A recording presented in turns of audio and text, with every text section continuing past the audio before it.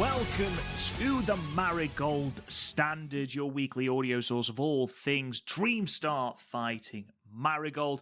I'm your host, Rob Goodwin. I'm joined as ever by my co-host, my Joshi brother-in-arms, if you will, Mr. Matt Turner. Matt Turner, how are you, good sir?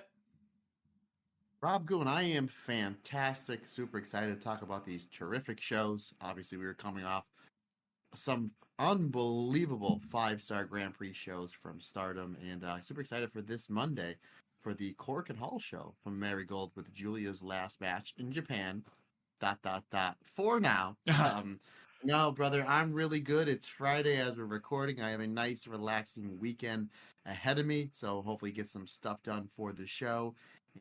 And just rocking and rolling, man. Blessed to be here. How's everything on your end? How's the painting going? Because I know when we recorded the Stardom cast a few days ago, you were covered in blue paint, and then you told me that you were busy doing some painting today. So how's everything there, my friend?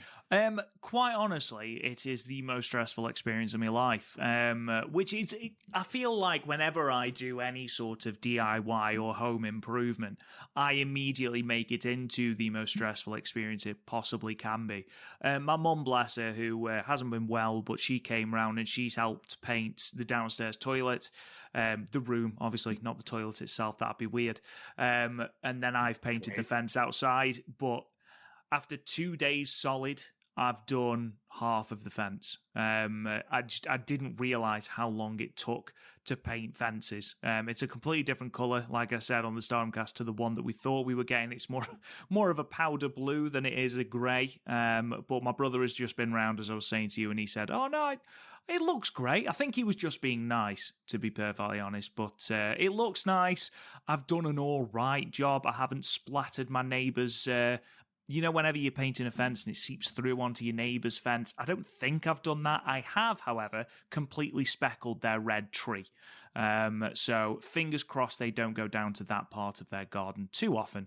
Otherwise, I might be getting a knock on the door. But other than that, yeah, it's all going well. It's been a nice day. It's been a fairly, aside from the painting, a fairly stress-free couple of days. We've just had the 5-star Grand Prix show from Korakuen Hall from Stardom, which was a really, really, really good show. We are on the precipice of the Dream Star Grand Prix, which of course starts on the 31st of August. We've got Giulia's last match to happen on the 19th of August, as you've already mentioned. That Korakuen Hall show is going to be excellent. We're still waiting on a full card announcement for that show, but the 3 matches that we do have announced look spectacular. So yeah, all is good, my friend. All is good. Let's kick into some news, I think, straight away, because it's what happens. When we record an episode, it seems that big things will drop within an hour of us recording. And sure enough, last night I was on my way back from football, cold, wet, miserable, which is just my general state of being, I feel at times. And Matt Turner... That's your mutant ability, buddy. That's just, that's your mutant ability. Wolverine's got the claws, Cyclops has got the laser eyes, and that's just you. I'm just perpetually miserable. I think it's a British thing. All of my Brits out there, just comment and let me know if it is, or if it's just me. But yeah, and I got a text off you saying, another big news story has dropped, and of course it had. And that, Matt Turner, is that Momo Watanabe will be coming to America, coming off the back yesterday of her loss to Mayu Iwatani in the 5-star Grand Prix, which eliminates her from the running, eliminates her in the tournament, going 0-4, quite surprisingly, really. In her backstage promo, she said that she was sick of the heat, the typhoons, and the earthquakes in Japan, and said that she wants to wrestle in America. She specifically picked out Mercedes Moné, as Moné had name-dropped Momo by name as someone she would like to face at some point. So basically, Momo shot her shot and said, "Do you know what? Yeah, let's do a match in America." That has now been confirmed. So on August 30th in America, August 31st Japanese time, Momo Watanabe versus Mercedes Moné at New Japan Capital Collision in the Entertainment and Sports Arena, Washington, D.C., for the New Japan Strong Women's Championship. Crucially, this is not for the AEW TBS Championship, which, of course, Mercedes will be defending just a week prior in London against Britt Baker. Matt, this is exciting news for a whole host of reasons. It's great to see Momo Watanabe in America again, especially when you consider the reaction she got at the Philly show at the 2300 Arena, where she is the heeliest heel to ever heel. And suddenly she comes out to challenge Micah for the red belt, and the crowd becomes unglued. They absolutely love them, some Momo Watanabe, and you can actually see that the reaction took her aback a little bit. So to see her back in America is going to be fantastic. Mercedes Moné is a wrestler, especially in America, that has pretty unrivaled selling. She is able to ragdoll in a similar way to a Saori Anou or even a Mayu Iwatani, and I think that is going to showcase just how brutal Momo Watanabe can be. And off the back of quite, a disappointing 5-star Grand Prix, this could be the platform for Momo, even if she ends up losing this match. Yeah, a lot of great stuff to unpack here. And you mentioned it when you first started this segment. It always seems that whenever we record, there's always some big news that happens. But alas, we have not one but two podcasts to try to catch that news. So, not so fast, Stardom. Not just yet. Partner, is this, I know it's not obviously for the TBS Championship, but is this for the New Japan Strong Championship? I think it is. It's for the New Japan Strong Women's Championship. It is indeed. Okay. And Momo, you know me, I love me some Momo, but I don't think she did her research on that promo. She said one of the main reasons why she's coming to America, not the Eddie Murphy movie, but why she's coming to America is because she's sick of the heat, the typhoons, and this, that, and the other thing. Well, we're at the end of a heat wave over here on the East Coast. We've had a whole host of hurricanes that have come up the East Coast from the Carolinas and Florida going up to the Washington, D.C. area, and some tornadoes as well. So I don't know. Hopefully, Momo Watanabe in a few weeks. Fingers crossed she's A-okay. But no, this is terrific. And yes, we were there at the ECW Arena where she got a monster pop when she challenged Micah at the end of that show. Obviously, that match took place, pardon me, at All-Star Grand Queendom, and I was there at Forbidden Door just about a month or so ago, where that pre-show match where she tagged with Chris Statlander to take on the team of Willow Nightingale and Tam Nakano. That Chris Statlander and Stokely Hathaway were kind of the only heels in that match because Momo Watanabe got a monster babyface pop there as well. Yeah, to say that I'm excited about this match would be an understatement. So much so that I really contemplated thinking, I think it takes 3.5 hours from my house to DC. Maybe I'll go to that show and cover the show live for the Stardom Cast. And then I realized that is the same weekend as not only the finals of Stardom 5-Star Grand Prix, but is also the opening weekend for the Dream Star Grand Prix from Marigold. So that would be just a little bit too much even for me, partner, but I will definitely be watching this show live in the comfort of my own living room. And I believe Rocky Romero tweeted out just a handful of hours ago that this match is going to be the main event on that show. I cannot confirm nor deny that, but I did see a lot of people retweeting Rocky Romero's tweet that as of now it is scheduled for the main event of this show. I'm super excited for it. It's going to be a packed house over there in our nation's capital in Washington, D.C.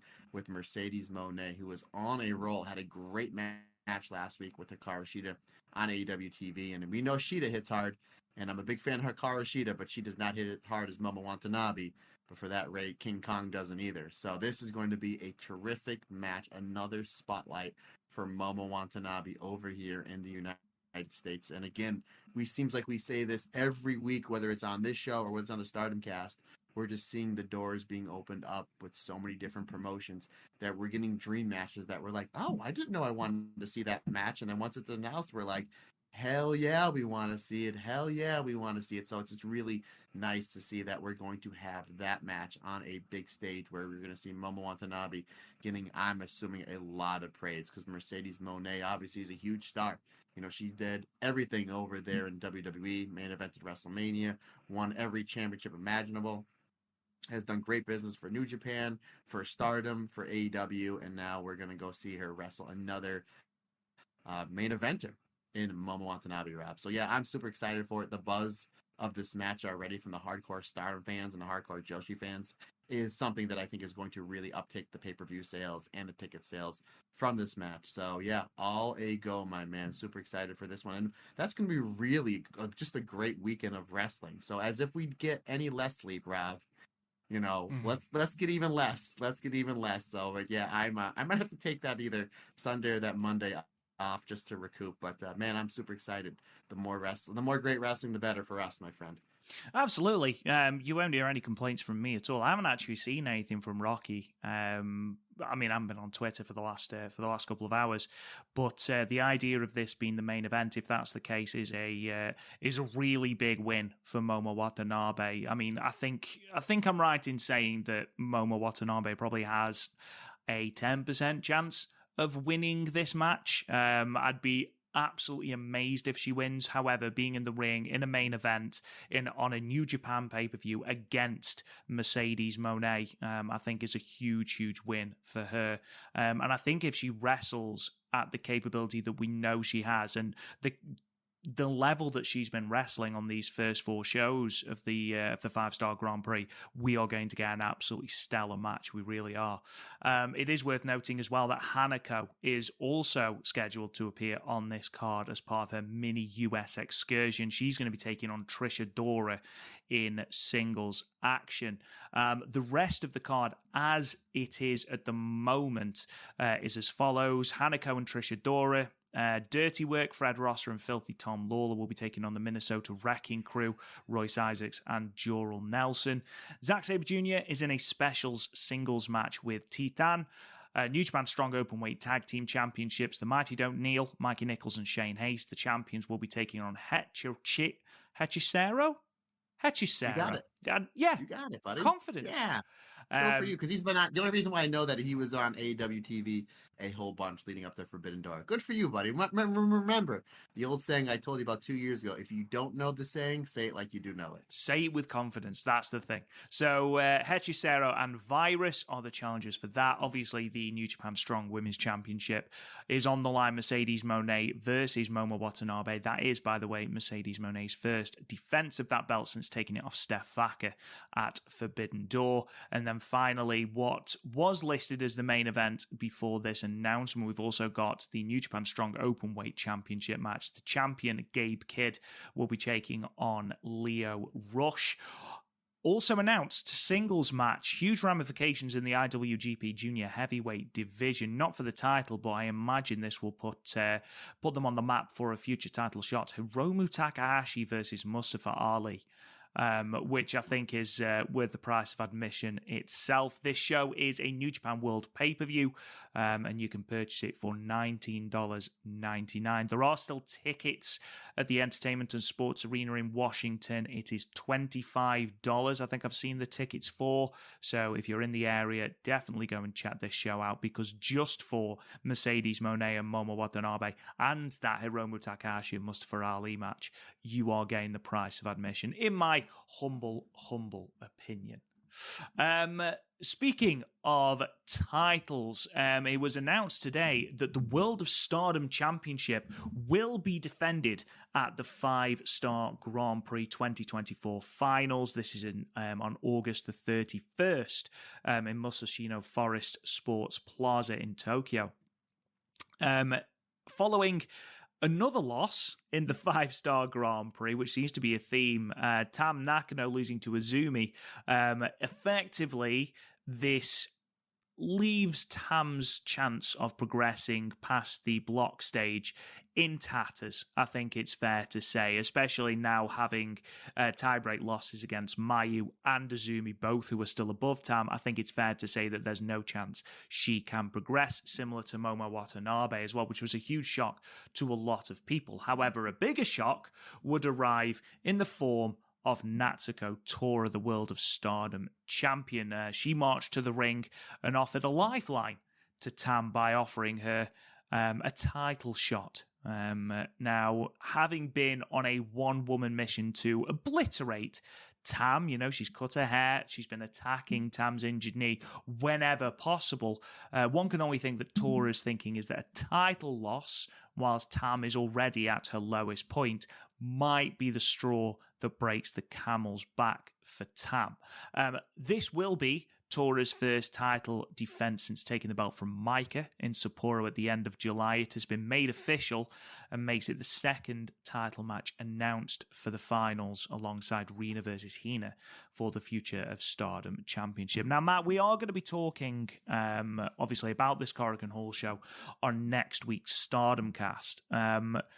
This was a very, very strange way of setting up a title match, because Tam has just lost.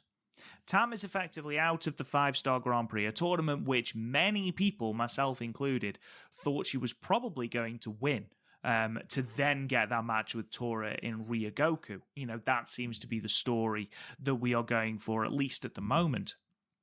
However, for Tam to lose and then not only not challenge Tora, but Tora, who has destroyed Tam for weeks and weeks now, to come to the ring and say to Tam, actually, you're my next challenger. It was a very weird setup. Now, the more I've thought about it, the more I think this is Tora's way of playing mind games and thinking that it's an easy V1, beating a Tam while she's down. She's repeatedly beat Tam. She submitted her in a tag match with that Grand Deathlock. What are your thoughts on the match itself? Which, for the record, I think the match itself will be really good. Their match in Nagoya last year was really good until the injury. And what did you think of the build-up to it as well? Rob, this isn't my official prediction because this isn't the prediction show, but as of we're recording this, my prediction, as of right now, it's not official, is that Suriano and Natsupoi turn on Tam and they join Hate, because they have not had anybody join the Hate faction in about 4 days, and they're overdue. That's what's going to happen, because there's not enough members of that faction. I kid, but I would be shocked. Oh, you've put it in the universe now. You've put it out there. Oh, please don't happen. It's weird because the Korakuen show, and there's a quick question I want to ask you about the Korakuen show before we sign off air, because you watched it, I believe, majority of it live, where I didn't get a chance to see it until later on in the day on Thursday when it happened. And yeah, obviously, what a great show. And I think you texted me first thing in the morning, like, hey, Azumi and Tam just had a bang. Are you watching it? And I was like, unfortunately, I'm just too much going on. I won't get to it until later. And then you said they also set up the first red belt match for Tora. I was like, oh, I wonder when that's going to happen. Now, what pay-per-view is after the 5-star? And then I went on Twitter, and I didn't care to be spoiled. And I was like, oh, that's really weird that Tam lost and then gets a title match. And it's going to be at the finals of the 5-star Grand Prix, which I do like, because I do like this format that they're doing, because the set, it's different with the blocks of the 4 blocks of 7, but it kind of takes away from that final night of the 5-star Grand Prix, because you're only getting 3 5-star matches, the 2 semifinals and the finals, where we know going in who is that final night. We have a 1 in 4 shot of who's going to win the tournament. Where sometimes it's really fun to be like, well, this person still can make it. This person still can make it. Where in 2022, there was 9 people that still could have made the finals. It made it for a really interesting night of wrestling. So this championship match is really going to add to whatever the finals are going to be. I'm assuming the finals will probably go on last to give whoever wins those semifinals time to kind of breathe and get a buffer. But a lot of interesting things are happening here. Again, I'm somebody that you need to earn your title shot by wins, right? We're suspending disbelief that this is that in the kayfabe world, this is 100% shoot, right? And that's the fun of it. So, if you're watching an MMA or boxing, nobody that's on a 4-match losing streak is going to get a title match, regardless of Tam not losing the belt or not. But at the same time, I see where Tora's coming here, where she's like, this is the opportunity. If Tam's going to challenge, let me take her down. You had a great point 2 minutes ago, partner, when you said, well, this is where Tam's at her lowest. If I'm going to beat her, this is the opportunity. And again, not only has Tam lost, and I mentioned this just the other day when we did the Stardom cast, not only has Tam lost every single match in this year's 5-star Grand Prix, but Tora submitted her in that tag match that they had just last week. And then again, the final, the Meltier versus Eye Contact match, Han pinned Tam clean in the ring. So Tam has not gotten a big. Now I know that she pinned Xena to win the Artist of Stardom Championship, but other than that, she really hasn't gotten a Momo as well. Like Momo and Tam have lost all these matches and they're getting title shots. At the same time, I'm not going to complain about a Tam and Tor match on the 5-star Grand Prix. And I'm not going to complain about the fact that we're getting Momo Watanabe in Mercedes Moné in Washington, D.C. So it's like, yeah, I kind of get that, but I'm not going to complain about getting great matches. I'm going to be honest with you, partner. Just kind of just kind of taking a step back and looking at this, and maybe, again, this isn't my official prediction. Maybe I'm just kind of betting with my heart here, but it wouldn't make sense for Tam to lose again, right? Not unless she's going to retire. And I don't see that happening. And I don't see the last person she's putting over being Natsuko Tora. And again, maybe because we're looking at not only Sumo Hall, right? We know that the end of this 5-star show is your launch pad for the rest of the year, Sumo Hall, and or what they're going to be doing at the Tokyo Dome, because we know Stardom is going to be having some matches, whether it's 1, 2, or 3 at the Tokyo Dome on the 5th of January for Wrestle Dynasty. So this is your springboard into really the future, what's going to happen between now and the end of the year. What's the bigger matchup? And again, maybe this is just my heart. Maybe this is just something that I know I want to see. And once I say that you want to see, what if Tam wins the red belt, the very next match, Mayu wins the 5-star, and they set up Tam versus Mayu, IWGP versus World of Stardom Championship in Sumo Hall? I think that would draw a lot more tickets than Tor versus Micah. And again, I really like Tora, and I love Micah. I sing Micah's praises all the time. But at the same time, we're trying to do something different here. We Stardom, they know that they're in a fight whether they want to admit it or not with Marigold. They know that they want to draw more than 3,000 tickets in Sumo Hall to defeat what Marigold did at Summer Destiny with Io. So what's the bigger drawing ticket match? We know that Mayu and Tam, they draw all the time. All the time. Now, if you put Tam finally winning back her red belt, Mayu becoming the first and only wrestler to win the 5-star twice, Mayu has done wonders with that IWGP Women's Championship. Regardless of how New Japan has booked it, Mayu has banger after banger after banger with that belt. I think that would be the best way for them to go. And then if you throw in Toni Storm on this show, a Mina on this show coming back from her excursion from the States, maybe a Mariah May. Again, they're probably going to be there because they're going to be on the show just a couple of days later at the Tokyo Dome. I think for me, that's just the way to go. How about you, partner? What do you say?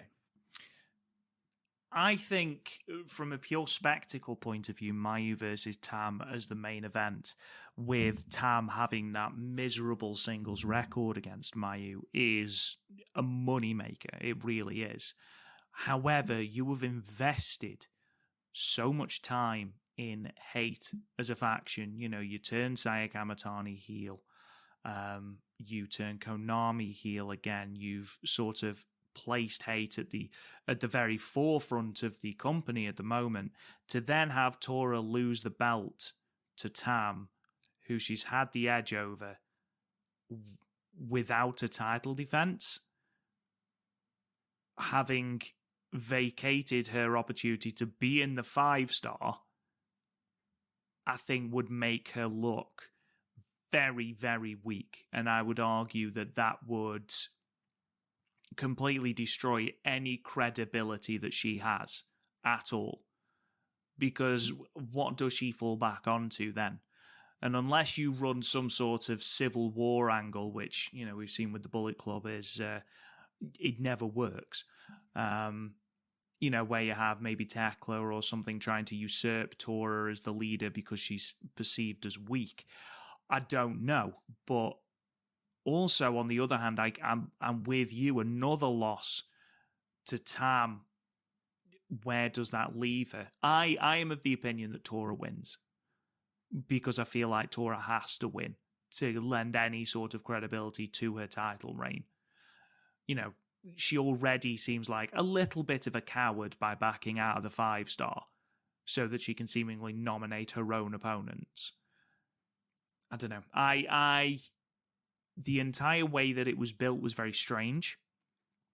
However, if we are going to lean into this Tora trying to destroy sort of Tam's psyche by beating her at her lowest point, then I'm willing to forgive it. I don't know how they do it. I'm very intrigued to see how they do it.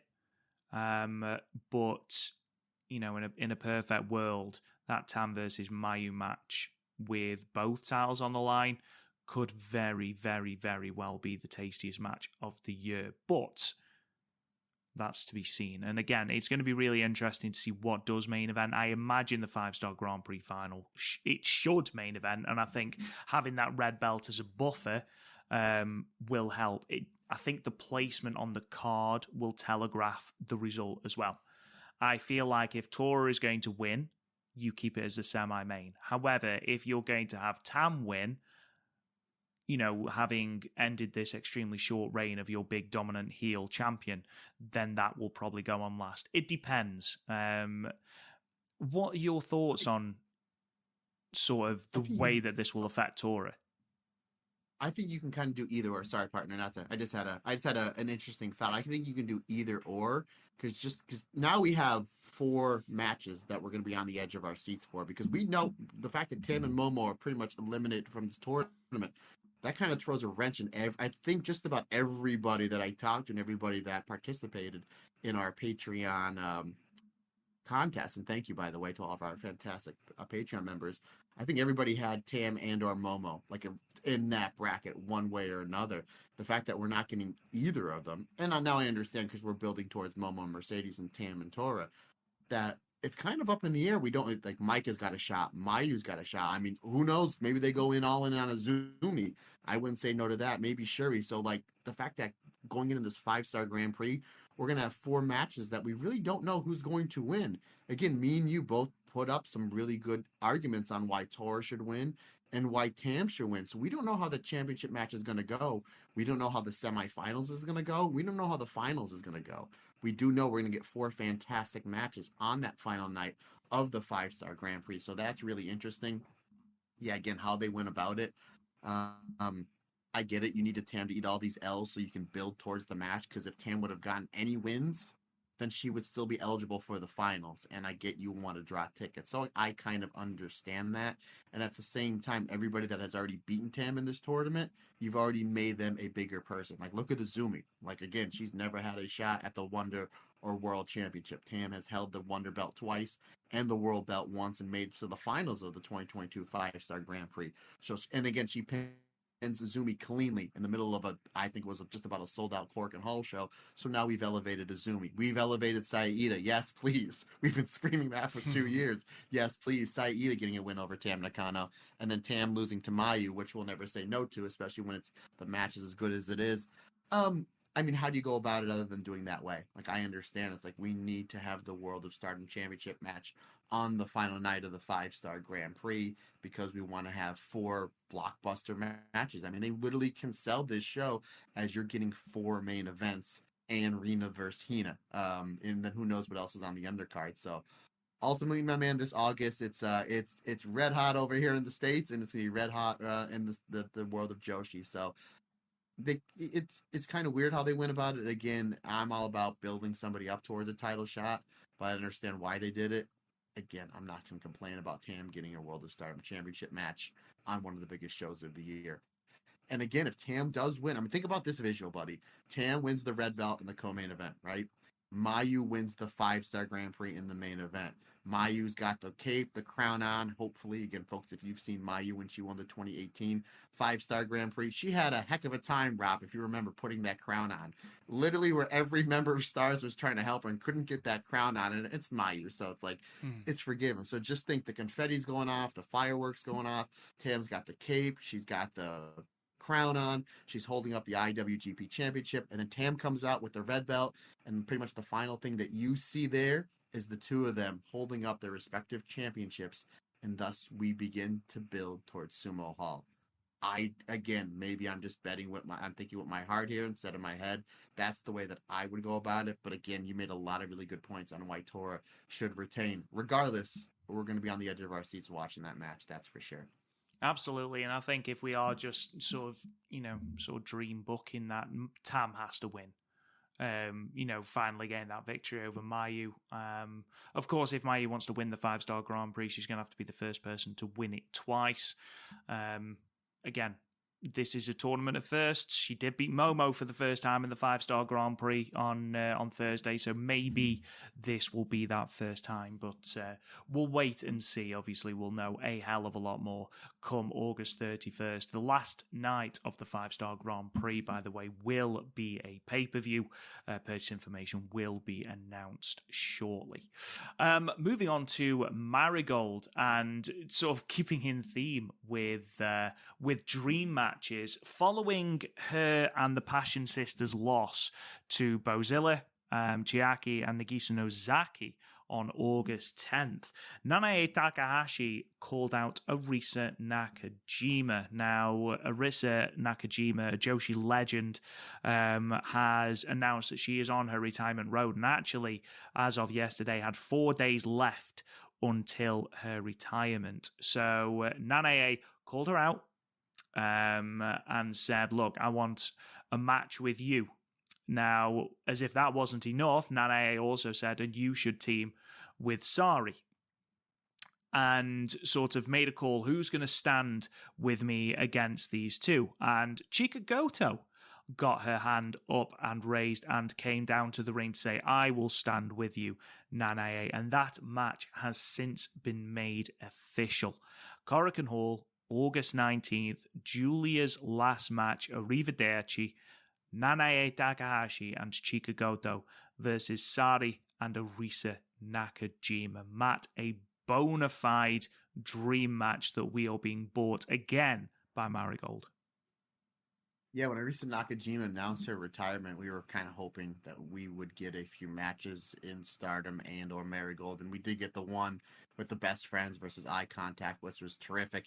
And then we did get a little greedy because we know we were getting Fujimoto versus Mayu, and we were like, can you imagine if we get Mayu versus Nakajima? Obviously, that's not happening, but we are getting another blockbuster tag match in Korakuen Hall, where Sari and Arisa Nakajima, two of the hardest hitters to ever hit in wrestling, teaming together against the absolute legend that can still go, and Nanae Takahashi. And Chika Goto is very interesting to be inserted in this match. And then if you take a step back, the last Korakuen Hall show that Marigold ran was the semifinals and finals of the Twin Star Tag Team Championship.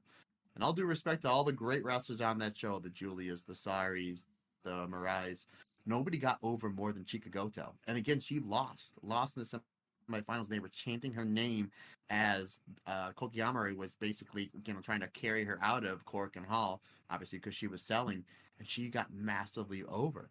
So this is just Rossi saying, obviously Rossi being as smart as he is, having his finger on the pulse of the crowd in Korakuen Hall, saying, well, this is going to be a big match. This is going to be the only time I'm going to be able to book Arisa Nakajima in my company before she goes off to retirement. Let's take advantage of Chika Goto getting crazy over. Now, there's a possibility, probably a very good possibility, that she's the one that eats the L here, but she's going to gain so much being in the ring with those three fantastic wrestlers. I think it's a great pull. I think this is going to add just to another stacked card in Korakuen Hall. I mean, this is just insane, just the level of wrestling that we're getting, not only between the two wrestling companies that we love so much in Stardom and Marigold, but this is like in 4 or 5 days, we get these two amazing Korakuen Hall shows, my man. So definitely on our bucket list of a place to see wrestling in the next few years, brother. But yeah, I'm super excited for this one. I'm super excited for that card, and I'm really glad that we are able to get one glimpse at Arisa Nakajima in Korakuen Hall before she goes off into her retirement. Yeah, absolutely. And before I get into a little bit more on Nanae Takahashi and Arisa Nakajima, and this is all courtesy of Chris and Velkage on our Discord, so thank you to both of you guys, because I knew there was a history between these two, but I wasn't quite au fait with what that history was. Let's talk a minute about how big it is for Chika Goto to be in this match. Nanae Takahashi, Arisa Nakajima, and Sari are in this match. The Crimson Red Belt champion for Marigold, nonetheless. And it's Chika Goto that has been selected to stand alongside Nanae Takahashi. That's a huge sort of statement of belief from Marigold in the talent of Chika Goto. And we actually said, Matt, there was a tag match, the Twin Towers versus Giulia and, was it Nanae?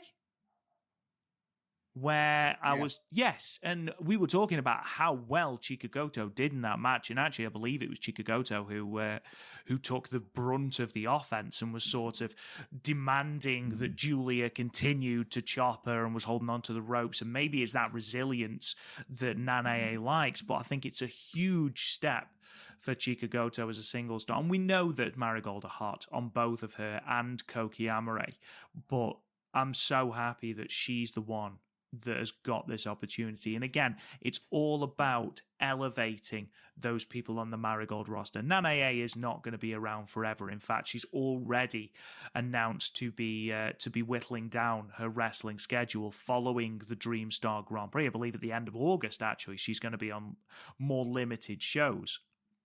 Giulia is literally finishing in Marigold on that show as well.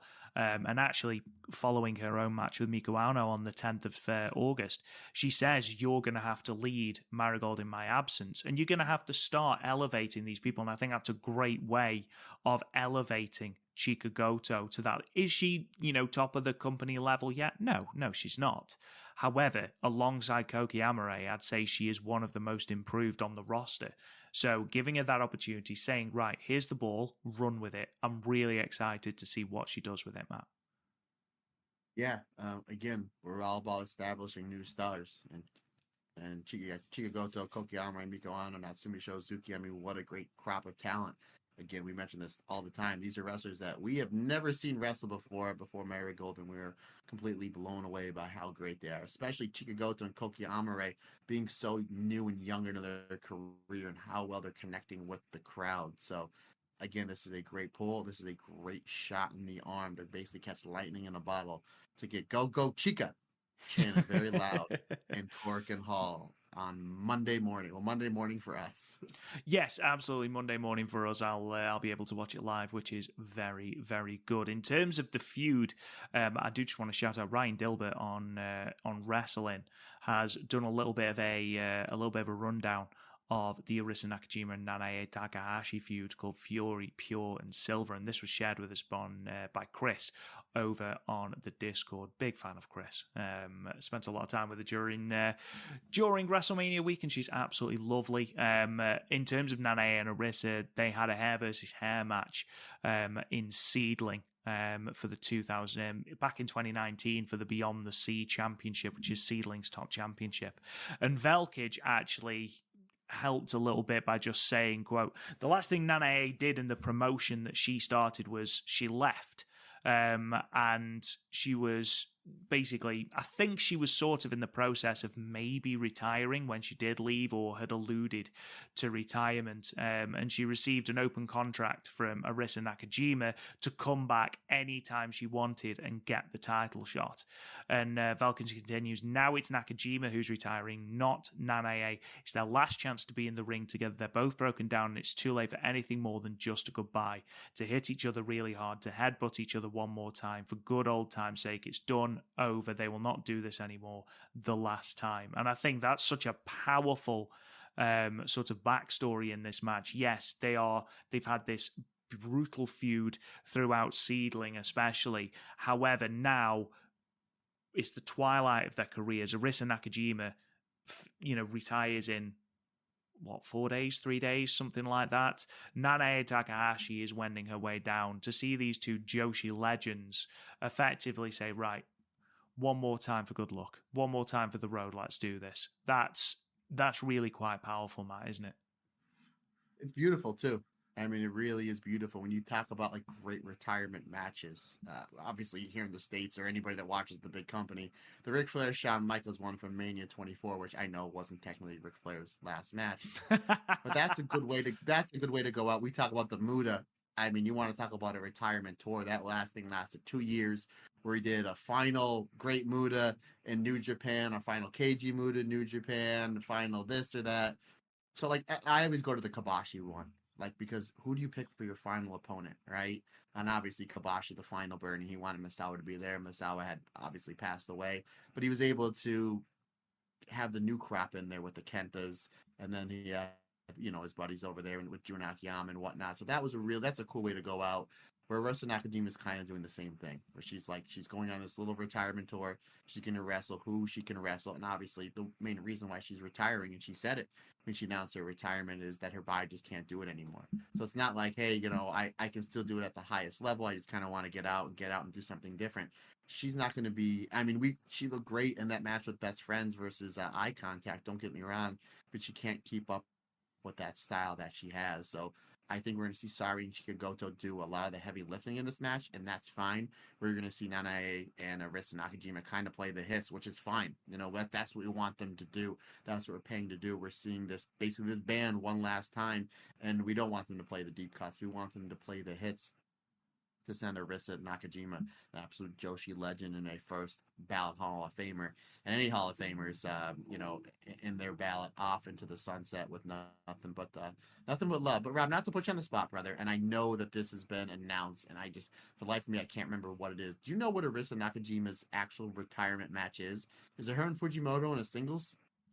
Do you know what? I don't actually know. I will have a quick look and see if I can find it, because I feel like you're right. I feel like it has been announced. There we go. The retirement show on August 23rd. There you go. Arisa Nakajima and Tsukasa Fujimoto, the best friends, in a tag match against Hiroya Matsumoto and Hanako Nakamori. So apparently that is, that's at least the seedling retirement show for Arisa Nakajima. Whether that is the actual retirement match, I don't know. I'd like to see her do Meiko Satomura, since they're both retiring. But then again, I'm getting a little greedy. Yeah, absolutely. Yeah, you're absolutely right. It's gonna be really good to see this. I'm very, very, very excited. Let's have a look then at the two shows that we're going to be looking at. Marigold ran shows on August the 10th and August the 12th, as both the Marigold Summer Gold Shine Tour and the Giulia Countdown Road both went their way through Saitama and Yokohama. We're getting ever so close now to Giulia's final match in Marigold. We're going to start, though, with Night 8 of the Summer Gold Shine Tour, which was Saturday, the 10th of August, 2024. Miku Aono's homecoming show from the Kawago Espoir Isanuma in Saitama. I'm just going to claim I got that out pretty well. The matches are as follows, and the results are as follows. The Dream Star Grand Prix 2024 qualifier, Kazuna Tanaka defeated Kamomo Minami with the Redream in 7 minutes and 28 seconds to qualify for the Dream Star Grand Prix. It's a similar story in the next match, with Victoria Yuzuki defeating Myla Grace with a half rotation shrimp hold in 7 minutes and 10 seconds to also qualify for the final field. 6-woman tag match, Mirai, Mai Sakurai, and Misa Matsui versus the Twin Towers, Kokiyamare and Chikagoto, and Natsumi Shozuki ended in a 15-minute time limit draw. 6-woman tag, Bozilla, Chiaki, and Nagisa Nozaki defeated the Passion Sisters, Nanae, Takahashi, and Nao Ishikawa, and a returning Utami Hayashishita, with Bozilla pinning Nao Ishikawa with the Driller Hole pile driver in 13 minutes and 24 seconds. And then in your main event, a singles match, Miku Aono versus Giulia, Matt, you called it, ended in a time limit draw of 20 minutes. Matt, let's talk then about the opening matches, the Grand Prix qualifiers. Initially, this was supposed to be Kazuna Tanaka versus Zeta Steel. Zeta Steel is still out with a little bit of lower back pain. Ryo Sato also is out with a rib fracture. What did you think about these two qualifiers? And did the right people qualify in your eyes? Real quick, buddy. I don't know if you announced it and I just missed it. What was the house on this show? I didn't, and I realized afterwards it was 355 people. Again, I'm a big fan by the numbers, because that's how you know if you're growing and doing better. If they go back and they draw more people, we know that they're doing very, very well. But thank you for that, brother. Did the right people go over? I'm trying to think of something funny, but the Repo Man should have won, and the Killer Bees. No, the right people went over. When they announced these qualifying matches, we were pretty much like, we think we know who's going over. They're putting a lot of stock in Kazuna Tanaka, and obviously they have very high hopes for Victoria Yuzuki. And these two wrestlers are phenomenal as a tag team, considering the fact they were kind of a makeshift team to put on Summer Destiny, and they really seemed like they had something on the very first outing. But Kamome Manami against somebody I'm really, really impressed with.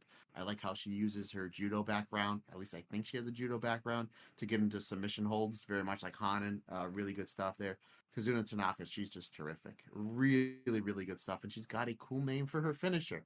That seems to be just something that just happens to go in Japan. I think that once you pass your protest in Japan, then you have to go sit in a classroom for 2 hours and come up with really cool names for your tag team, your catchphrase, I hope that's and your true. finisher. Yeah, I think so. I heard when and I'm dialing it back here, when I was lucky enough to do a seminar with Brian Danielson and Kenta years ago when I was just graduated from the Ring of Honor dojo.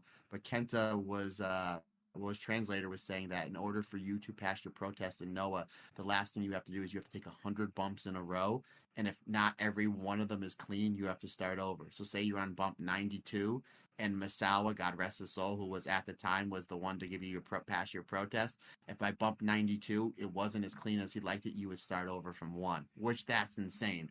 My guess is then they have to go come up with crazy names like the Redream, which I absolutely love. Anywho, back on track here. I thought this match was terrific. Kamome Manami, she's great. Kazuna Tanaka, really good stuff. I like how they were kind of going back and forth with the armbar submissions.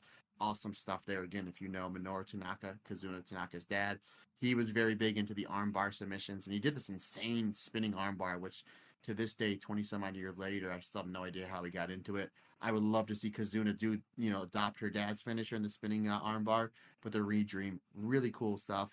Great match. The fact that it went less than 8 minutes, they didn't wear out their welcome. They showed what they're able to do. Good way to start this fantastic card off. I actually had it at 3.5 stars. This episode is brought to you by BetterHelp. What are your self-care non-negotiables? Maybe you've set aside some time away from social media every day. Maybe you find the time to put on your favourite Mayu Iwatani match. Maybe you never skip leg day or therapy day. When your schedule is packed like Ryogoku with kids' activities, big work projects and more, it's easy to let your priorities slip. Even when we know what makes us happy, it's hard to make time for it. But when you feel like you have no time for yourself, non-negotiables like therapy are more important than ever. It's so important to make time for yourself even when life can get so hectic. Therapy is helpful for learning positive coping skills and how to set boundaries. It empowers you to become the best version of yourself. It isn't just for those who've experienced major trauma. If you're thinking of starting therapy, give BetterHelp a try. It's a service that is entirely online, designed to be convenient, flexible, and suited to your schedule. Just fill out a brief questionnaire to get matched with a licensed therapist, and you can switch therapists anytime for no additional charge. Never skip therapy day with BetterHelp. Visit betterhelp.com/stardom today to get 10% off your first month. That's BetterHelp, HELP.com/stardom. And now back to today's episode. And I'll be perfectly honest, we're going to be talking about Victoria Yuzuki as the prodigy, as we do every single episode, because she is truly fantastic. But I thought she had what was Myla Grace's strongest singles match. And actually, I think as she's progressed throughout her tour with Japan, it's actually a little bit of a shame to see her not qualify for this tournament. Obviously, you can't have everyone. And on the balance of who I think is going to benefit most from being in the tournament, who do I think deserves to be in the tournament, I think Victoria Yuzuki ticks that box. However, in terms of improvement, I think Myla Grace has done a tremendous job. She's a lot cleaner. She's a lot smoother. She's a lot more organic, and there's a lot less sort of stumbling in transition and things like that. And I think obviously with reps, she's become very, very, very confident in what she's doing, Matt. Yeah, I mean, this match starts off with a lot of really great stuff. You get some high-paced action to start, and then they get into some technical wrestling. And then Myla Grace, and I mentioned this a couple weeks ago when I did a solo podcast because you were getting ready for the Mammoth 5-Star Grand Prix, that I wonder if she has some teachings from Alex Shelley. Because not only does she use the Border City stretch, the way she transitions into it and builds to it, it reminds me a lot of Ring of Honor version of Alex Shelley. And that's something that if we get the opportunity, knock on wood, to interview her, that I would definitely love to ask her. And that is a great person to be able to shadow and learn from, is one Alex Shelley, one of the greatest technical wrestlers of the last 25 to 30 years. But yeah, you're absolutely right. Everything she's done over the last few months, she's cleaned everything up. Everything feels more organic. It seems like each and every week we say that's her best match, or that's one of her best matches. Is like, oh boy, howdy, she's improved so much. And she has here. And again, two great matches back to back to start the show off. And after the second match, we know who our two final qualifiers are, in Kazuna Tanaka and Victoria Yuzuki. And Victoria Yuzuki looks like the star that she is here. Excellent stuff from these two. A great back and forth, almost like 50-50 match, with eventually, though, Victoria Yuzuki getting the win with that modified crucifix bomb. 7 minutes, 10 seconds, very much like match number one, brother. I had it at 3.5 stars. And I think it's really interesting as well that Myla Grace then goes on to have another really good match with Natsumi Shozuki. Of course, Natsumi Shozuki's fantastic, and she could have a great match blindfolded. But even so, I think the good matches keep coming with Myla Grace, and she really has so far been a little bit of a success story in terms of this Japanese tour.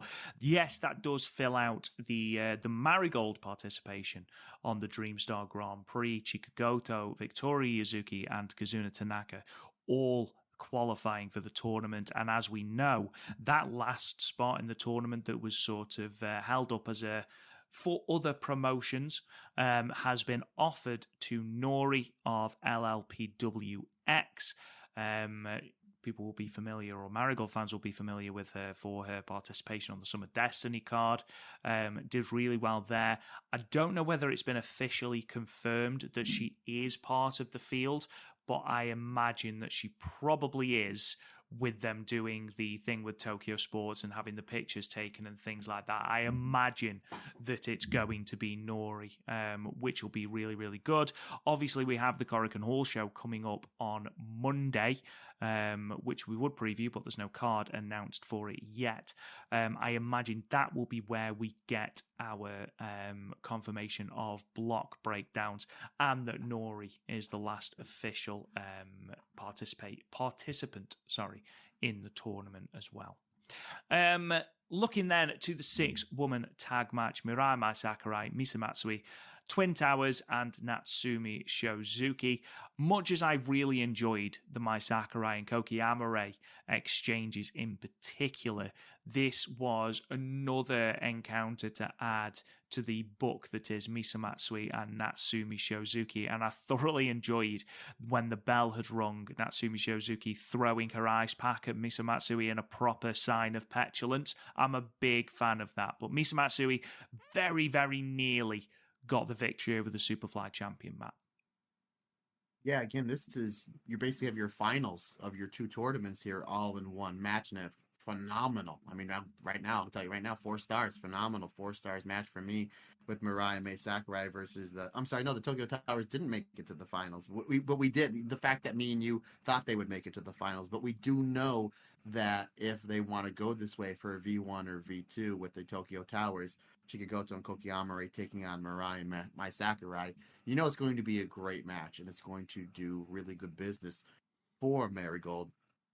And again, we had Misa Matsui and Natsumi Shozuki in kind of an undercard show stealer in that phenomenal Summer Destiny show. And nobody misses here. Everything is really, really good stuff. We have great tag work here with Mirai and Mai Sakurai versus the Tokyo Towers, Goto and Amare. So we're kind of teasing that, and we're kind of getting a glimpse of what that match would look like, and just in a proper tag team setting, whether it goes 15 or 20 minutes. And it would be awesome. The one pairing in this match that I was really entertained by, Rob, was Mai Sakurai and Natsumi Shozuki. I think it was Natsumi Shozuki trying to use her outspeed to speed Mai Sakurai, where eventually Mai Sakurai is just like, no, I'm going to catch you and I'm going to put you in the Paradise Lock. And you kind of had that in the early setting. It was kind of like, oh, we're setting kind of a little fun stuff here with some really good psychology. I really, really like that. Have you noticed, partner, I've been meaning to bring this up to you, on this podcast, and may as well do it now. Have you noticed two big Chikagoto's moves that she does is the choke slam and the giant swing? Now, Mr. Gowen, do you know what to, and I know you're going to give me the wrong answer at first because that's part of our charm. Do you know what Joshi wrestler loves to use the giant swing and the choke slam? Well, that would be one Queen Clown. No, of course, is Lady C, who did a fantastic job in that opening tag. How about that? I thought that was really cool. But I like how Chikagoto, she'll do the giant swing in the beginning of the match, and then as you're building towards your waterfall finishes, like how everybody, especially in a multi-person match, she does like a reverse giant swing. I was like, oh, I don't know which one I would rather not take because they all seem terrible. I don't want to be as dizzy in a wrestling ring. But yeah, regardless, really great stuff. And then you get some good stuff with Mirai Natsumi Shozuki. And then Mariah just lariating everybody, and then you get towards the end where it's just basically the last minute and a half. Everybody kind of clears out, and they just let Misa Matsui and Natsumi Shozuki do what they need to do. Excellent stuff. Great match, and really just building and adding on to what was a fantastic show.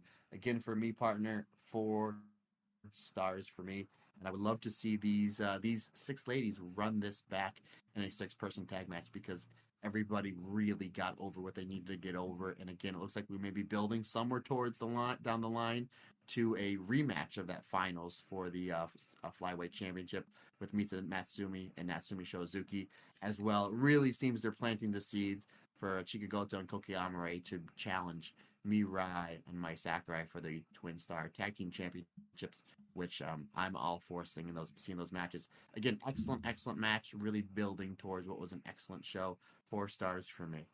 Yeah, another really good multi-woman tag. And Marigold have sort of prided themselves on these really good multi-women tags. And when you consider that you've got the likes of Mirai, Mai Sakurai, Misa Matsui, Natsumi Shozuki, Utami, Nanae, Takahashi later on the card in these multi-women tag on a regular basis, they're only going to be of a certain quality, aren't they? Let's be perfectly honest.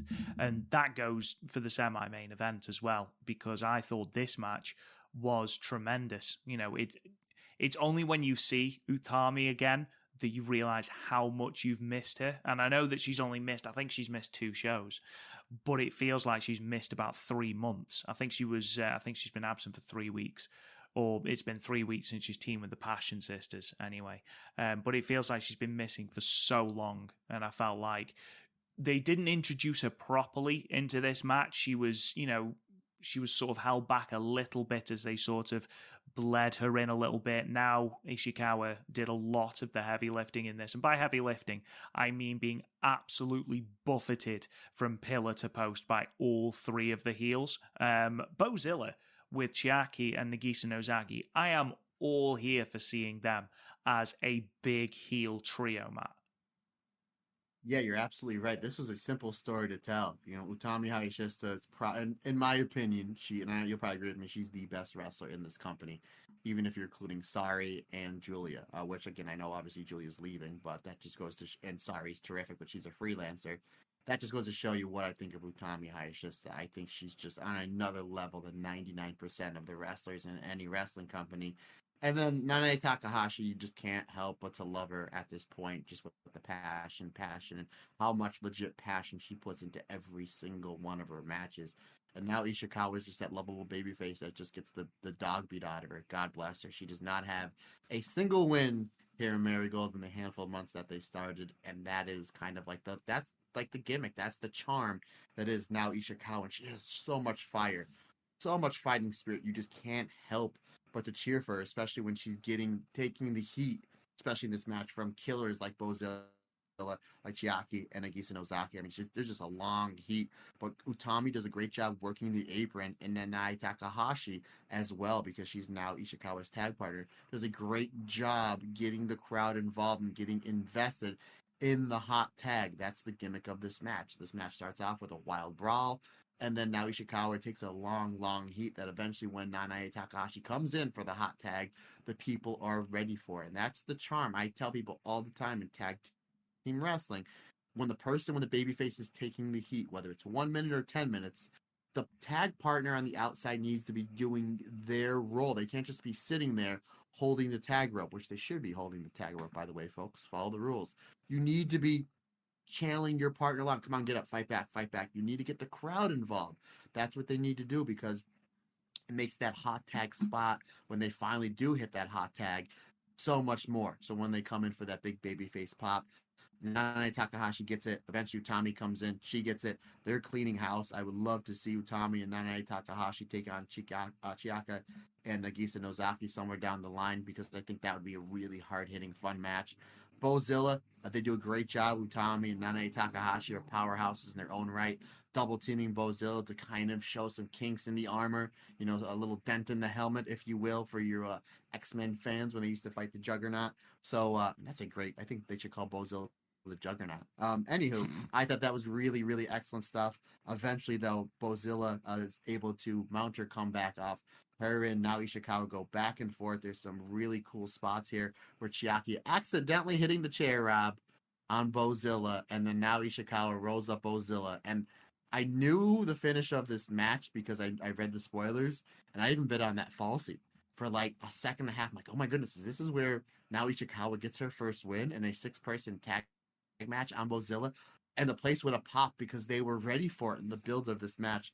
Ultimately, Bozilla hits the Mr. Wonderful Paul Orndorff style insane pile driver on poor Nao Ishikawa to get the pinfall. Excellent match that had to follow another excellent match. 4 stars for me, my man. Just great storytelling here.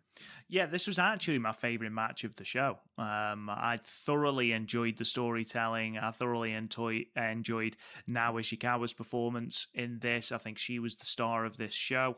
That visual of Bozilla being rolled up whilst wearing that chain as a necklace, that chair as a necklace, was really quite good. I think Chiaki and Nagisa Nozaki. Chiaki, it's worth noting, who is still obviously struggling with that head injury, still got obviously a heavy bandage on and the bandana, so fair play for her for carrying on. I think overall, though, Nao Ishikawa, who she does have victories, it is worth pointing out, she's just never got the pinfall in those victories. She has relied on her passion sister, Nanae, for that. Speaking of Nanae, obviously, post-match, this is where she does her appeal to Arisa Nakajima, which again has been made official for Korakuen Hall.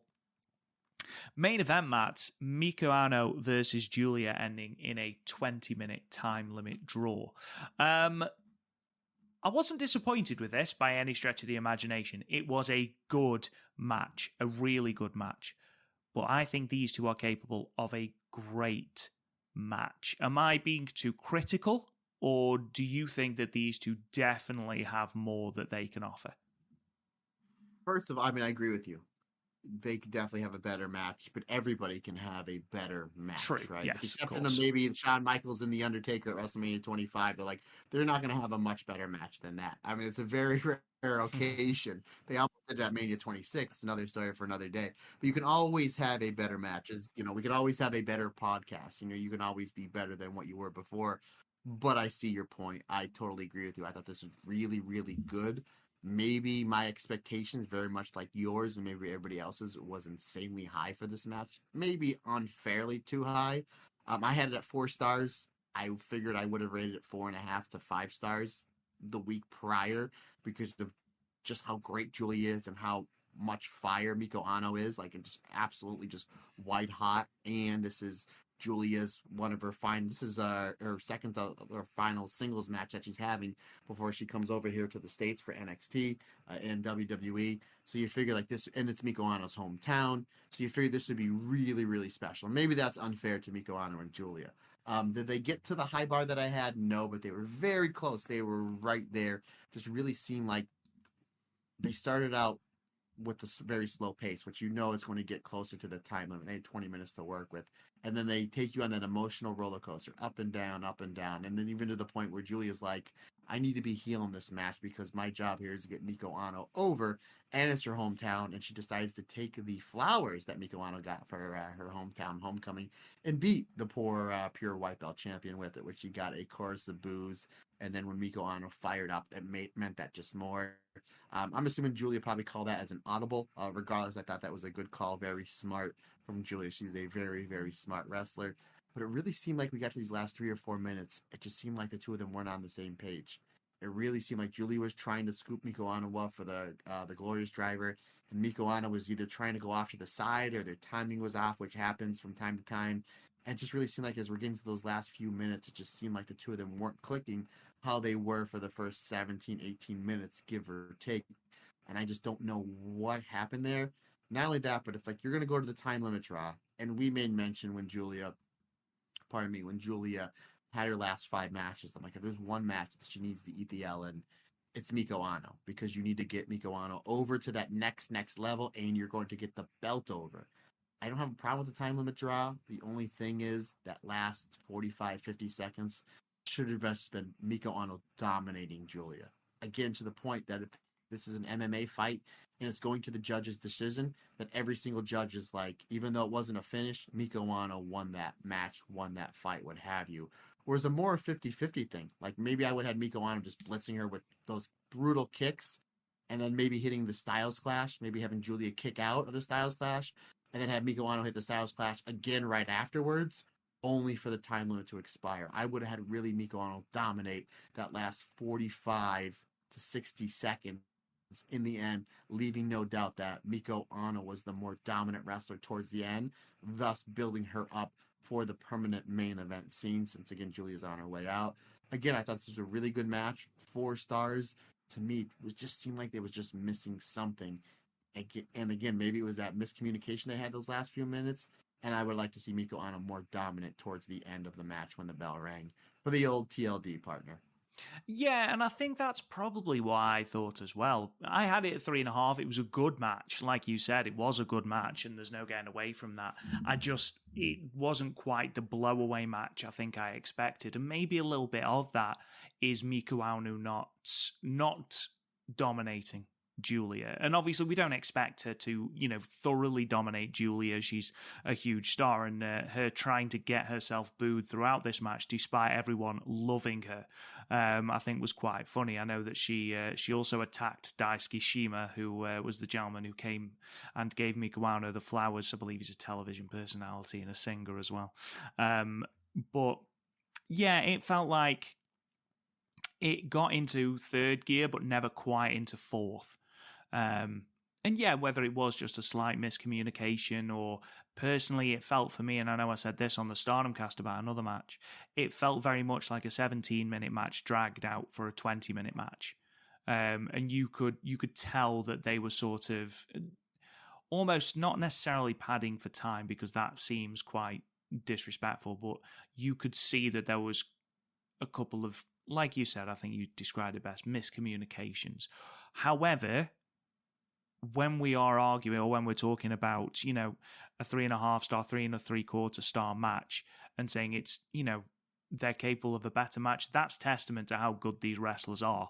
And the fact that they've upped our expectations to the fact that we start with such a high bar for these wrestlers.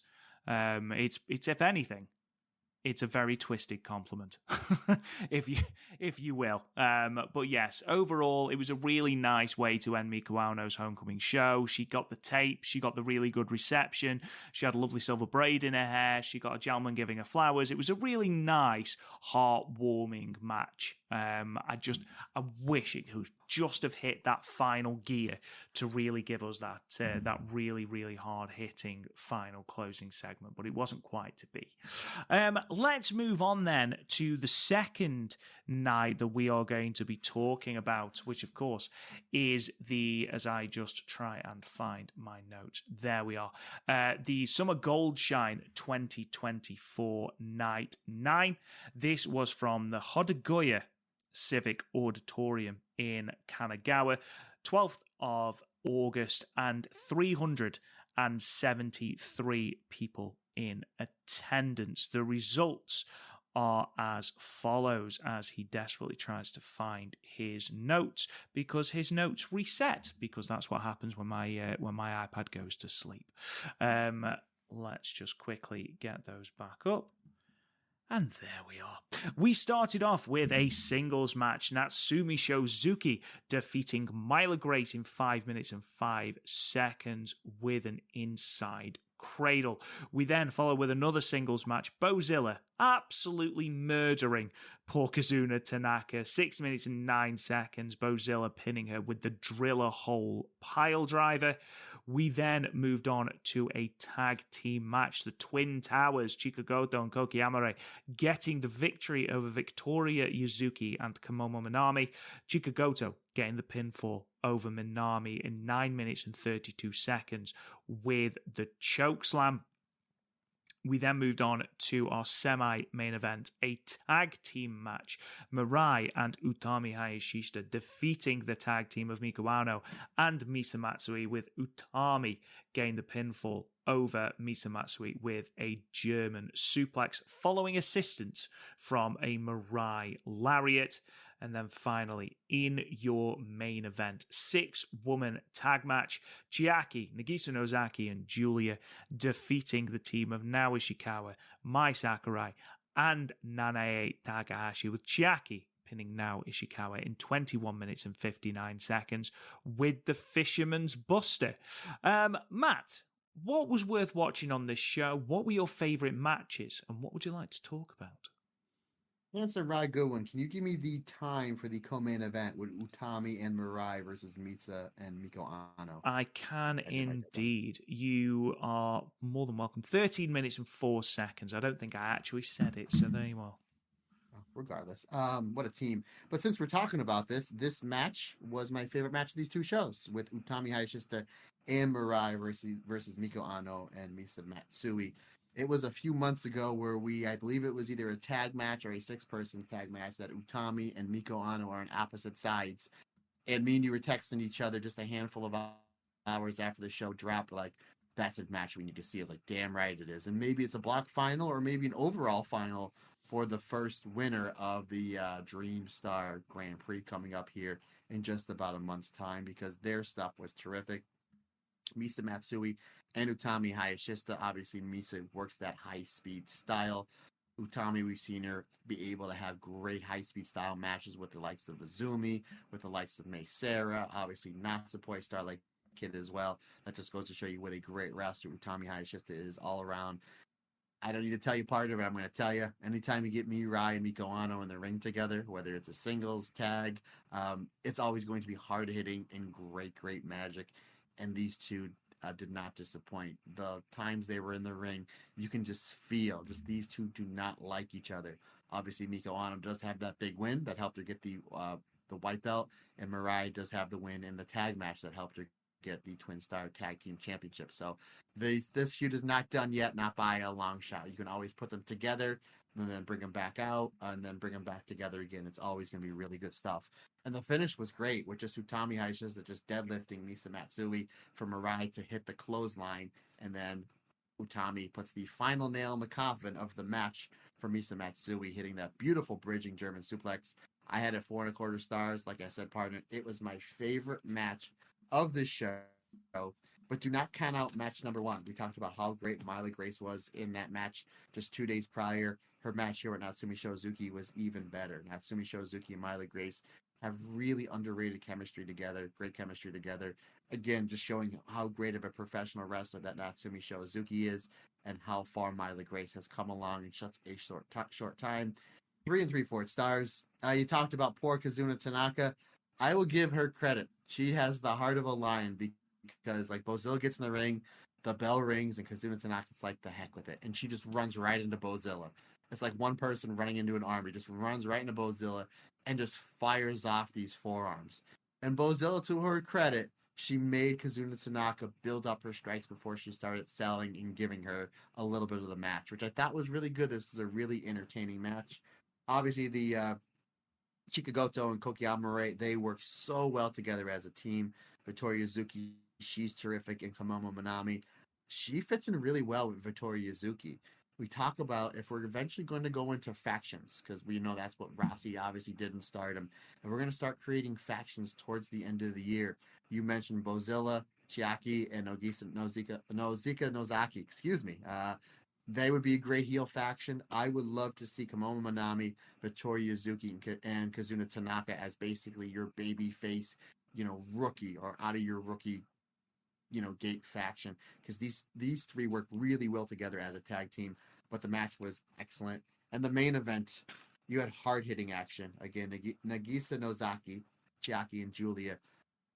Again, if Giulia was sticking around, I would put her with these two because they work really well together.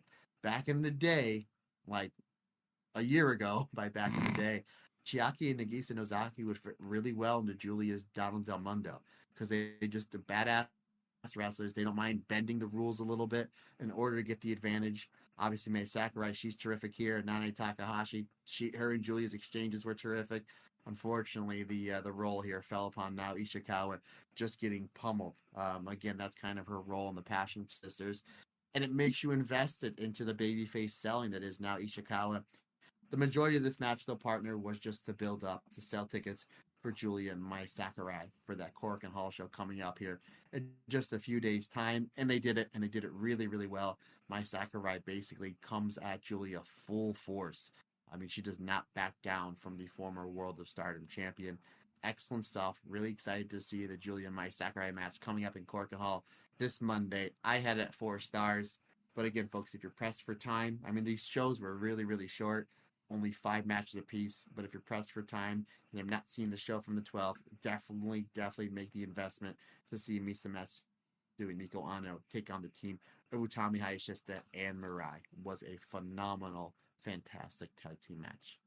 I think it's worth pointing out, isn't it, really, that Mirai and Utami have got such fantastic chemistry as a team, and there was an interview that went round with Mirai who said she'd always seen herself as more of a singles competitor. And in her time in Marigold, she's actually, aside from obviously the slow singles matches with Miku Aono, it's very much been about her in teams with Mai Sakurai, with Utami.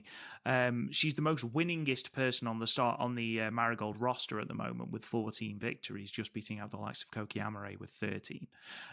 So clearly she's found a niche, and she works really well with a whole load of people. Like her stuff in the ring with Miku Aono, we said how there was potentially a little bit of miscommunication in the Giulia match towards the end. However, there's effortless chemistry between her and Mirai in this match, and throughout every match that they've had. I think that's really, really obvious.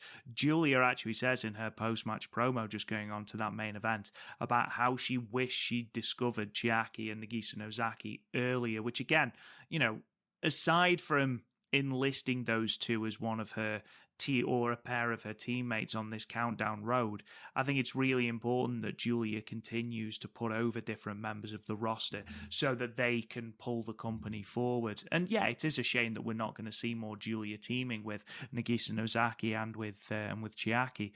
But I think having that endorsement from Giulia is just as important, isn't it, Matt? Yeah, absolutely. He's basically getting the stamp of approval on a big, big star. And again, it's not like Giulia is leaving to go participate in another sport. It's not like she's leaving to retire. She's leaving to go to the biggest wrestling company in the world. So it's you're getting your stamp. Not only that, but this is a company that has been trying to get Giulia in their camp for a long, long time. So you're getting the stamp on a big, big star like Giulia. Can only be a good thing for all those wrestlers that she's given the thumbs up to. Yeah, absolutely. 2 very, very short but enjoyable shows from Marigold. These Road 2 shows, and I don't mean Road 2 in a disparaging way, just your less major shows, if you like. The shows that are airing on tape delay and things on Wrestle Universe are always really, really easy to watch. They're fun, they're quick, and the matches are always really good quality as well. So credit to Marigold for that. And obviously we are building to this Korakuen Hall show on the 19th, which is Giulia's last match, Arrivederci. So far, I've seen 3 matches confirmed for this card. We are only 3 days out and we haven't had a full rundown, which means the moment that we post this, we're dropping this on Saturday the 17th, the morning of Saturday 17th. It means that the card will be announced and will immediately date this episode, but even so, the confirmed matches for that so far are Giulia versus Mai Sakurai in Giulia's last match in Japan. for now. We have also got Miku Aono being challenged for the first time for her United National Championship by Koki Amare, and then that aforementioned tag match we talked about in the news segment of this episode. We have got Nanae Takahashi teaming with Chika Goto against the team of Arisa Nakajima and Sari. Matt, couple of things. What do you think of this card overall in comparison to other Korakuen Hall shows? What sort of crowd do you think we're going to bring into Korakuen, especially with this being Giulia's last match in Japan? And also, what do you see some of the results being? We talked a little bit and we maybe disagreed a little bit about what happens in the match between Mai Sakurai and Giulia. I think we're both in agreement that Miku Aono doesn't drop the belt to Koki Amare, even though Koki has been very, very impressive over the last couple of weeks. And obviously, in this Nanae and Arisa Nakajima tag match, what are your thoughts? I mean, I made mention of it at the start of the show. We went over the news. As far as that tag match goes, I think Chika Goto is the one that's going to eat the fall, but she's going to come out of this match better than she did going in. Sorry, there's not much more that she can do. I mean, really, other than beat Cody Rhodes for the WWE Championship at next year's WrestleMania, because she's just unbelievable. Everything that she's doing, not only as a wrestler, as a booker. We made mention a few days ago on the Stardom Cast that she booked Mayu. Like, unbelievable. I agree with you that it's going to Miku Aono is going to retain. I see her having a long run with that belt, and rightfully so. Question for you, partner: what main events this show? And the reason why I asked you this, and I think we're going to go with this, in my opinion, the biggest star that Rossi's booked over the last 10 or so years is Io Shirai. When Io left to go to WWE, her final match, which was a great match, it was her and Mayu versus Hazuki and Kagetsu, was not the main event of that Korakuen Hall show. It was Momo Watanabe defending the their white belt, Wonder of Stardom Championship against Jungle Kyona. So you have a big star in Giulia, very much to go to WWE in her final match before she goes on this card.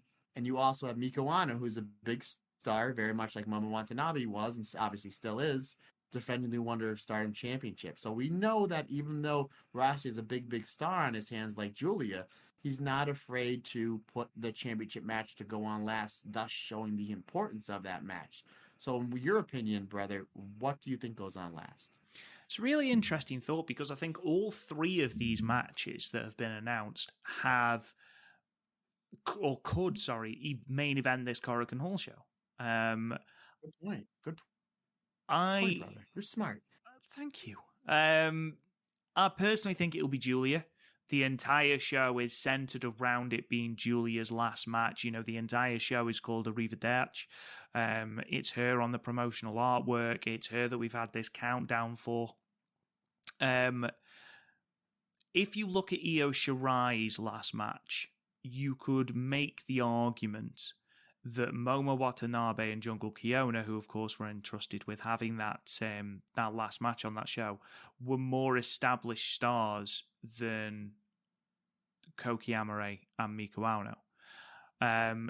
If they are to main event, I think that's great. I think that really does does show the trust that Rossi and the rest of the Marigold backroom staff have in Miku Aono and Koki Amare, but I would be very surprised if anything other than the Giulia match it main event. I think it's huge for Mai Sakurai to be in the main event as well against Giulia, for her to be the final opponent.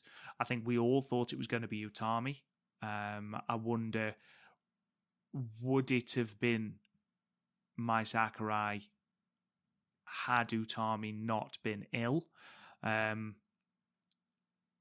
It's intriguing to look back at that. However, Mai Sakurai has got an absolutely fantastic opportunity here, a huge opportunity to really knock it out of the park. And the reason I asked about sort of results is because this is the match that I find most intriguing. Because ultimately, this is going to be the footprint that Giulia leaves on Marigold. You know, if she does come back, which I do think she will, for the odd show, she's going to be facing an Utami in sort of an exhibition match or even a title match. This will be the mark she leaves, this match here. It will be the end of her full-time sort of participation in Marigold. So do you have her put Mai Sakurai over? Now, I know there'll be the argument, well, she didn't put Miku Aono over in Miku Aono's hometown. However, Miku Aono is... I don't know. I think Miku Aono probably should have gone over, but it's not the end of the world that she didn't, if you get my meaning. I mean, brother, go on. I'm sorry, go ahead. No, go ahead. No, go. No, you finish. Go ahead, because I have some really interesting things. Please go ahead, finish your. No, see, now what you've done is you've made me really intrigued by your interesting points. So go for it. All right, me and you were just tagging each other back in and out. Absolutely, like blind tag. Blind tag. So I think Giulia goes over, but I'm like 52% sure that she does, right? Because of the way Mai Sakurai's been built, and rightfully so. She's unbelievable. You want to talk about just somebody that has improved their game over the last 6 months. 6 months is one Mai Sakurai, and they're putting over that she's being tutored by the great Masahiro Chono. Here's something interesting. Again, I think Giulia goes over, and again, I'm not really, putting any money on that. But if Mai Sakurai goes over, think about what this does for Mai Sakurai. Giulia, on her way out of stardom, probably should have lost to Suzuki. Didn't. Maybe she should have lost to Tam. Didn't. A lot of these tag matches, maybe Hanan should have got a win. Didn't. We're on this final run from Giulia. Maybe Miku Aono should have went over. Didn't.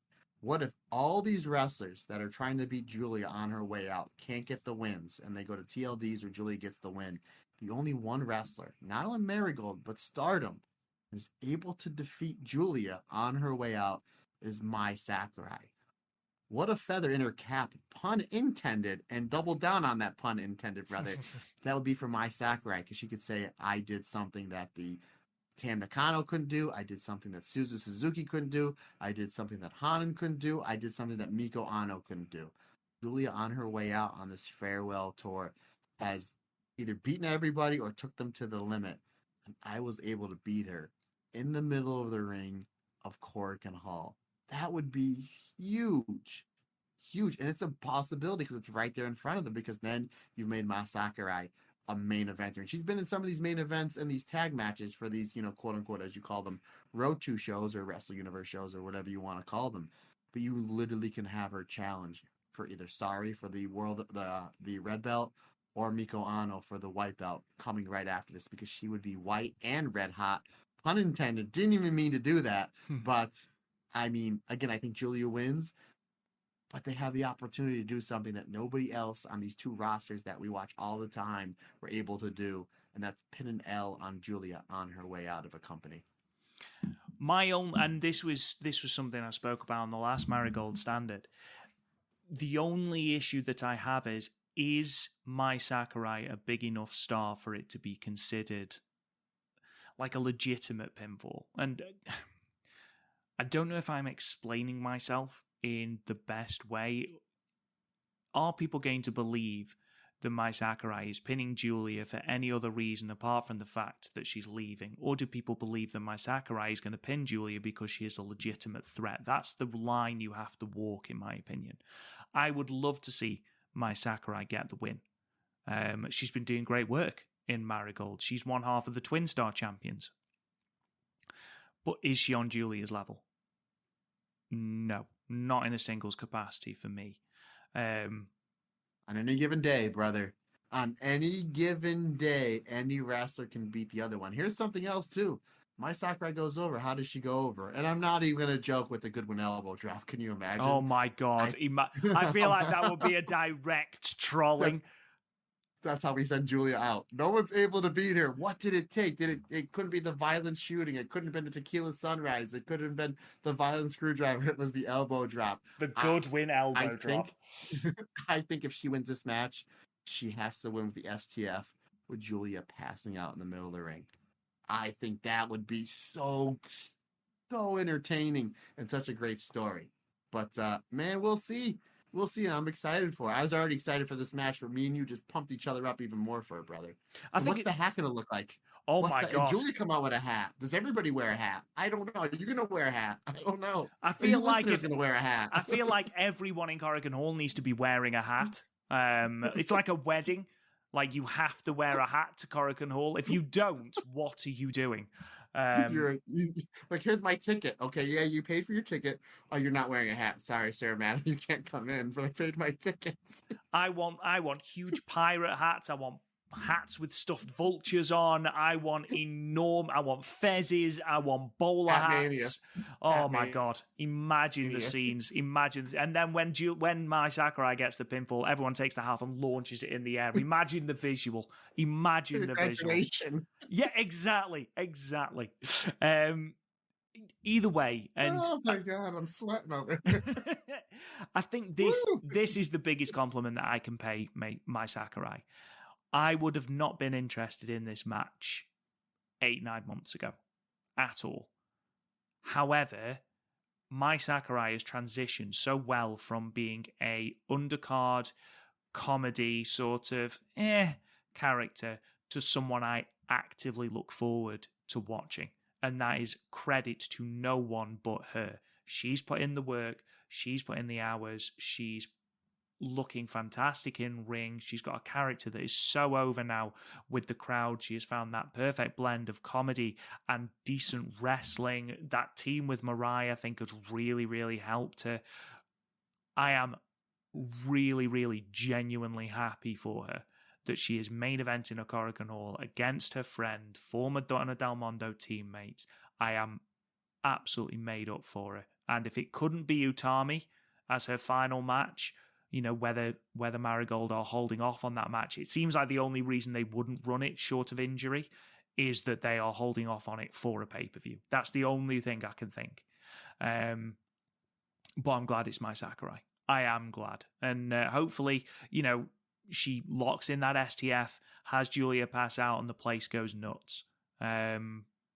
I'm looking forward to the match. I'm looking forward to the show.